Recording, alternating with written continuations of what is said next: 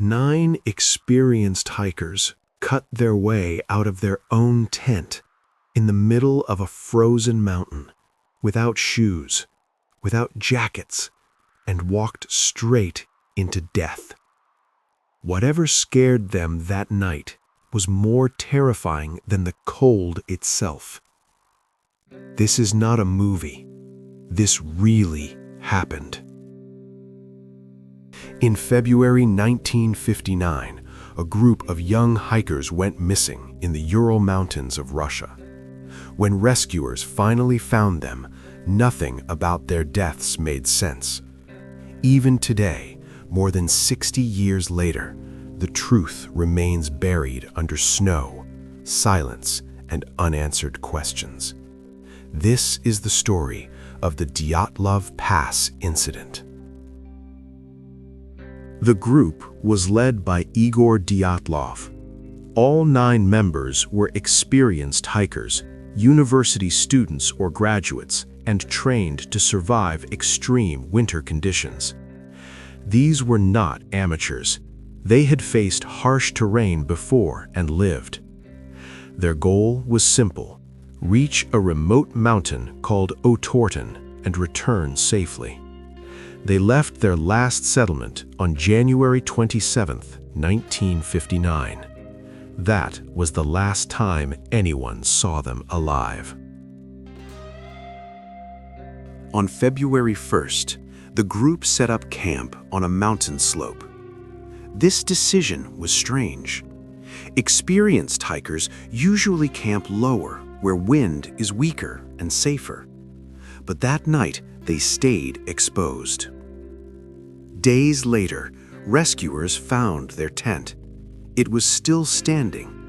Inside were boots, jackets, food, and cameras. Everything they needed to survive, except the hikers. Then investigators noticed something disturbing.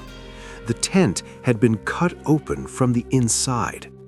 Footprints led away from the tent, not running, not chaotic. Bare feet, socks, some wearing only underwear. The temperature that night was close to -30 degrees Celsius. No one leaves shelter like that unless they believe staying is worse than freezing to death. The footprints ended near a forest. Under a tall pine tree, the first 2 bodies were found. Barefoot, hands burned, as if they tried to warm themselves by fire. Branches above them were broken, as if someone climbed the tree or tried to escape something below. Over the next weeks, more bodies were discovered. Some were frozen between the forest and the tent, collapsed as if they tried to return. Months later, the remaining hikers were found in a ravine. Their injuries shocked investigators: crushed ribs, severe skull fractures. Doctors said the force was similar to a high-speed car crash, but there were no external wounds, no signs of a fight, no weapons, no explanation. One woman was missing her tongue. Another was missing her eyes. Some of their clothes showed traces of radiation. Nothing about this added up. The Soviet investigation concluded with a single sentence. They said the hikers died due to a compelling natural force. No further explanation. The files were sealed. Witnesses were warned not to speak. Local villagers reported strange lights in the sky that night. Others whispered about secret military tests.